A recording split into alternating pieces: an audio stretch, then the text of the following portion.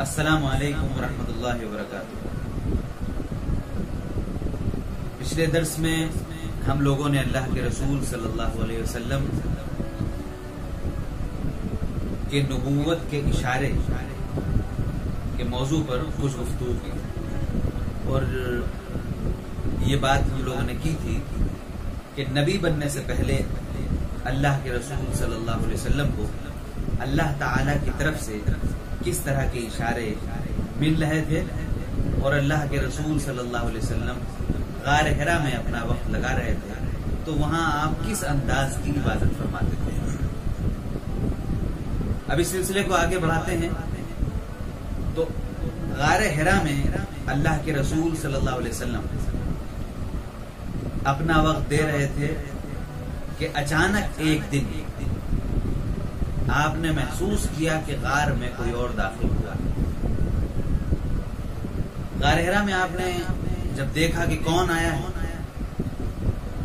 तो देखा कि कोई एक इंसान नुमा मखलूक है, यानी इंसान जैसी मखलूक है लेकिन पूरे तौर पे इंसान नहीं है।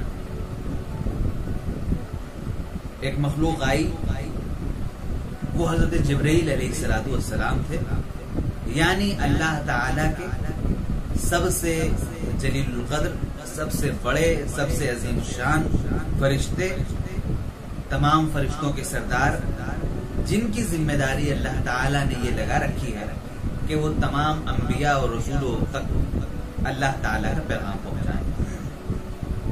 कुरान करीम के अलावा जो दूसरी किताबें आई हैं वो भी हजरत जिब्रील अलैहिस्सलाम ही लेकर आते थे दूसरे अंबिया पर।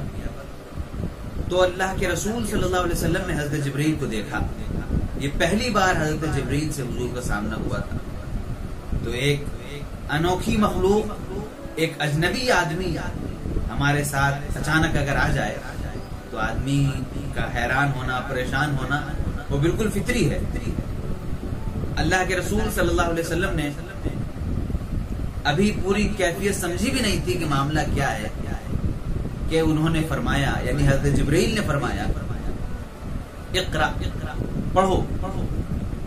अल्लाह के रसूल सल्लल्लाहु अलैहि वसल्लम ने फरमाया भाई मुझे पढ़ना नहीं आता, मैं कैसे पढ़ूं? और ये सवाल ये भी है कि क्या पढ़ूं? उन्होंने अल्लाह के रसूल सल्लल्लाहु अलैहि वसल्लम को सीने से लगाया और जरा दबाया। उसके बाद फिर दोबारा कहा कि पढ़ो। हुजूर ने फिर वही जवाब दिया। उसके बाद उन्होंने दोबारा फिर अल्लाह के रसूल सल्लल्लाहु अलैहि वसल्लम से वही बात कही और सीने से भी लगाते जाते थे, दबाते भी जाते थे। तीसरी मर्तबा उन्होंने फिर अल्लाह के रसूल सल्लल्लाहु अलैहि वसल्लम से फरमाया इक़रा बिस्मि रब्बिकल लज़ी खलक़, खलक़ल इंसान मिन अलक़, इक़रा व रब्बुकल अकरम अल्लज़ी अल्लम बिल क़लम, अल्लमल इंसान मा लम यअलम। यानी सूरह कलम की इब्तिदाई 5 आयतें, शुरू की जो 5 आयतें हैं, हजरत जिब्रील अलैहिस्सलाम ने अल्लाह के रसूल सल्लल्लाहु अलैहि वसल्लम को पढ़ाई और हुजूर ने पढ़ी। ये पहली वही थी। अल्लाह के रसूल सल्लल्लाहु अलैहि वसल्लम पर कुरान के नाजिल होने का सिलसिला यहाँ से शुरू हो गया और उसके बाद अल्लाह के रसूल सल्लल्लाहु अलैहि वसल्लम इस वाक़ये से, यानी अचानक इस तरह की सूरत हाल पेश आती चली गई। एक बिल्कुल तन्हाई में, सुनसान बयाबान जंगल में हम बैठे हुए हैं गार में, अचानक एक कोई आदमी हमारे सामने आ गया। पूरे तौर पर हमें वो इंसान भी नहीं मालूम हो रहा है, इंसान नुमा है लेकिन उसकी बोलचाल, उसकी बातचीत का अंदाज, इन चीजों से हमें महसूस हो रहा है कि वो इंसान नहीं है, पूरी तरह कुछ और है, इसके साथ कुछ और अलग मामला है। और वो आके हमसे अचानक ऐसी बात कह रहा है जो आमतौर पर इसका कोई मामला नहीं, इसका कोई ताल्लुक नहीं हमसे। तो इससे अल्लाह के रसूल सल्लल्लाहु अलैहि वसल्लम का घबराना बिल्कुल फितरी था। हज़रत जिब्रील अलैहिस्सलाम जब चले गए तो अल्लाह के रसूल सल्लल्लाहु अलैहि वसल्लम बहुत घबराए हुए जल्दी जल्दी पहाड़ से नीचे उतरे, गार से निकले, पहाड़ से नीचे उतरे और अपने घर तशरीफ लाए। अपने घर तशरीफ लाकर हज़रत खदीजा रज़ियल्लाहु ताला अन्हा को पूरी बात बताई। यहाँ पर हमारे सामने एक मिसाली बीवी, एक ऐसी बीवी जिसको अपने शौहर के गम या खुशी, अच्छाई या बुराई और खुशहाली या बदहाली, हर मौके पर उसको अपने शौहर का साथ किस तरह देना चाहिए, यहाँ पर हजरत खदीजा रज़ियल्लाहु अन्हा का उस्वा हमारे सामने आता है। हुजूर ने हजरत खदीजा को पूरी सूरत हाल बताई। बहुत घबराए हुए थे, पसीना आपके जिस्म मुबारक से निकल बह रहा था। उन्होंने बताया कि ऐसा ऐसा मामला हुआ है और मुझे बहुत डर लग रहा है, पता नहीं क्या है, कोई भूत प्रेत है, कोई और मखलूक है, किसी मखलूक का साया है, क्या है, कुछ समझ में नहीं आ रहा। जादू टोने का अरब में बहुत रिवाज था उस वक्त, तो इसलिए हुजूर बहुत घबराए हुए वहां पहुंचे। हजरत खदीजा को पूरी सूरत हाल बताई।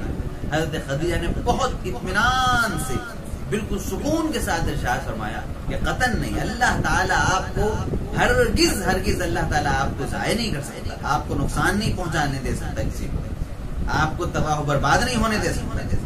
क्यों? क्योंकि आप दूसरे इंसानों का बहुत ख्याल रखते हैं। फिर उसके बाद हजरत खदीजा ने कुछ और बातें कही थी, अब उनकी तशरीह में हम लगेंगे, जरा वक्त लगेगा।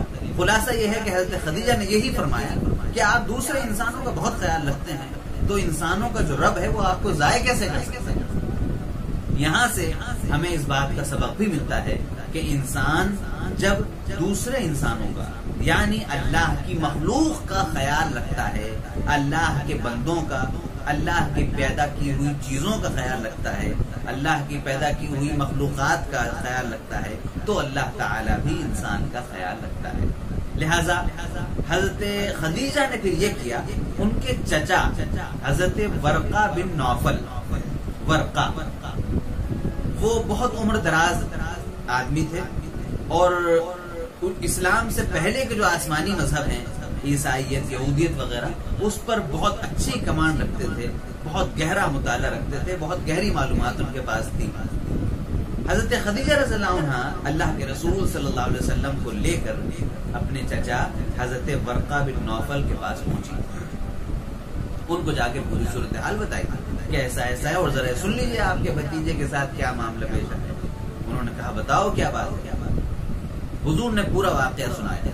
हजरत वर्का ने अभी पूरा वाकया सुना भी नहीं था कि वो फौरन समझ गए और उन्होंने फौरन ये बात फरमाई कि ये वही है मखलूक, ये वही फरिश्ता है जो तुमसे पहले हजरत मूसा के पास आ चुका, हजरत ईसा के पास आ चुका, ये वही मखलूक है जिसके जरिए अल्लाह तबारक व तआला अपने नबियों, अपने रसूलों के पास पैगाम भेजने का काम लेता है। लिहाजा उसके बाद फिर हजरत वर्का ने और भी बहुत सारी बातें बताई और ये फरमाया कि एक दिन ऐसा आएगा मोहम्मद कि लोग तुमको परेशान होकर और तुम्हें सताते हुए तुमसे आजिज आ जाएंगे तुम्हारे पैगाम की वजह से, और जब तुम्हारे ऊपर कोई बन नहीं पड़ेगा उनका तो तुम्हारे ऊपर जुल्म सितम करना शुरू करेंगे, और जब जुल्म सितम से भी तुम नहीं आज थकोगे और हारोगे, और जब जुल्म सितम से भी पीछे नहीं हटोगे तो ये तुमको इलाके से निकाल कर, शहर से निकाल कर बाहर कर देंगे। अल्लाह के रसूल सल्लल्लाहु अलैहि वसल्लम को बड़ी हैरत हुई, मेरे इलाके के लोग मुझे निकाल देंगे, मक्के वाले मुझे निकाल देंगे, वो तो मुझे अलमीन कहते हैं, अमानतदार कहते हैं, सादिक कहते हैं, सच्चा कहते हैं, उन्होंने मेरे लक़ब ही बना दिया और हर आदमी मुझे बहुत ही अच्छी निगाह से देखता है, मुझे मेरी बहुत तारीफ करता है, हर आदमी मुझे अच्छा समझता है, तो मुझे कैसे निकाल देंगे। हज़रत वर्का ने फरमाया कि नहीं, ऐसी बात नहीं है, यही होता रहा। इंसानियत की तारीख ही यही है कि जब भी कोई अच्छी बात बताने वाला आया है, जब भी अल्लाह की कोई नबी, कोई नेक बंदा, कोई रसूल पहुंचा है, तो लोगों ने उससे दुश्मनी की और उसके ऊपर जो जुल्म सितम ढा सकते थे वो ढाए, और आखिरकार तंग आकर जब कुछ नहीं बन पड़ा उनको तो उसे इलाके से ही बाहर कर दिया। लिहाजा तुम्हारे साथ भी ऐसा होगा, और अगर मैं उस वक्त जिंदा रहा तो मैं तुम्हारा फुल सपोर्ट जो हो सकता है मैं करूंगा, और तुम्हारी जो मदद मैं कर सकूंगा करूंगा। लेकिन उसके कुछ अरसे बाद ही हजरत वर्का का इंतकाल हो गया।